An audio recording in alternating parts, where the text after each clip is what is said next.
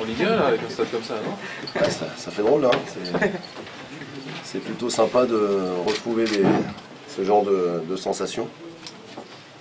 C'est bizarre parce que j'ai commencé ma causerie en disant que grâce à eux, je rajeunis de 20 ans parce qu'il y a 20 ans, et moins de 2 mois, on jouait Metz à 12 avril et Nantes qui n'avait jamais perdu non plus 3 jours après. On avait rempli 2 fois le stade, un petit peu plus que ça à l'époque. Mais voilà, donc j'ai rajeuni un petit coup ce soir. Vous avez pris plaisir justement à cette ambiance Je ferai du plaisir à partir d'un certain moment, à partir de la 90e minute. Hein. Parce que c'était un match difficile. Une première mi-temps, on a un peu souffert, on s'est fait contrer sur le but et les joueurs ont eu le mérite de revenir au score à la mi-temps. Je pense que c'était très important. Et puis je crois qu'on a fait une de nos meilleures deuxième mi-temps, en beaucoup d'impact physique et puis en ayant une qualité de jeu qui confirme ce que je pense de ce groupe. Vous avez trouvé votre rythme là? Ça, je vous le dirai la semaine prochaine. Je pense qu'on sait que si on veut atteindre l'objectif qu'on s'est fixé, il n'y a plus tellement de droit à l'erreur parce qu'on a brûlé, à mon avis, tous nos jokers. Donc voilà, il fallait gagner ce soir, il faut ramener quelque chose de positif de l'extérieur la semaine prochaine. Et puis ça sera comme ça toutes les semaines. Donc c'est plutôt bien parce que en plus la méno était pleine, il y a eu la holla. Je pense que les gens sont repartis contents. On a participé à une fête, nous ont aidés aussi.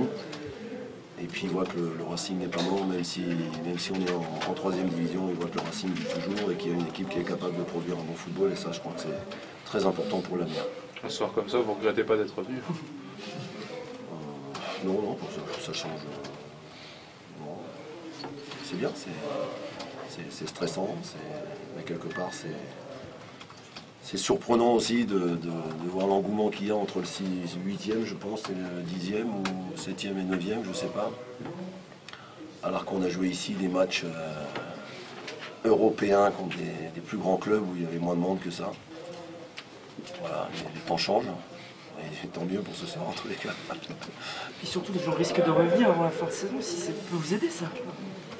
Ouais, je pense que si on va chercher quelques points à l'extérieur maintenant, je suis persuadé qu'on n'aura peut-être pas toujours 25 000, mais je pense qu'on va augmenter la moyenne du public à travers chaque match. Ça c'est presque sûr parce que on sait qu'à Strasbourg ça marche comme ça. Hein, et c'est l'équipe. J'ai toujours dit aux joueurs que c'est l'équipe, la locomotive du club, c'est elle qui doit ramener le club à l'endroit où il devrait être. Et puis c'est à nous de tirer le public derrière nous et pas l'inverse. Donc j'ai l'impression que ça commence à prendre, maintenant ça demande confirmation. Toute la satisfaction aussi, c'est Dimitri, Alassane ont marqué. Alors qu'on se posait la question sans Jérémy, est-ce qu'il ne va pas y avoir des soucis offensifs? Ouais. Ça c'est une des grosses satisfactions ce soir? Non, mais pour moi la priorité, il y avait 19 joueurs qui étaient, que je vous ai annoncé hier, ont été présents ce matin au réveil musculaire qu'on a fait, ont été présents au repas, présents à la causerie, à la vidéo. Donc c'est un groupe de 19 qui a participé à la victoire, parce que je tiens absolument à ce que tout le monde soit concerné. Ceux qui n'étaient pas là, c'était pour d'autres raisons. Mais je tiens absolument, parce qu'on aura besoin de tout le monde, et on s'aperçoit que le collectif est plus important que l'individuel. Ce soir, on a vu des bons joueurs qui se sont fait remarquer individuellement parce qu'on a été très bons collectivement. Voilà. Donc, après que Jérémy ne soit pas là, c'est quand même quelqu'un qui nous a fait beaucoup de bien les 2 derniers matchs et on ne va pas dire qu'on n'a pas besoin de lui, mais je veux dire, ça fait partie malheureusement des inconvénients du sport, des blessures bêtes et méchantes, parce que franchement celle-là, elle est cogner son bras dans la tête d'un autre. Donc, et c'était pas un breton, donc... Est-ce que tu seras là la semaine prochaine? Qu'est-ce que je dois dire? J'en sais rien.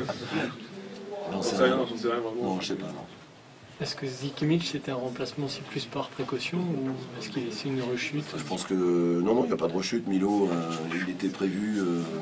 D'ailleurs, c'était un des choix difficiles à faire entre lui et Samier, parce que c'était pas tout à fait juste de sortir Johan après le match qu'il avait fait contre PFC, mais Mais je me suis dit qu'il a 20 ans, 21 ans et que Milo a un passé et vu le public. Voilà, donc c'est Milo qui a commencé en sachant qu'il n'avait pas joué depuis quelques semaines et donc il manquerait certainement de compétition. On aurait du mal un peu à finir le match, donc on avait prévu avant que quand il me faisait signe, on changerait. C'est pour ça que Johan était sur le banc aujourd'hui. Merci. Merci Jacques. Voilà. Bonne soirée. Il n'y a plus personne dans le stade, tu peux pas.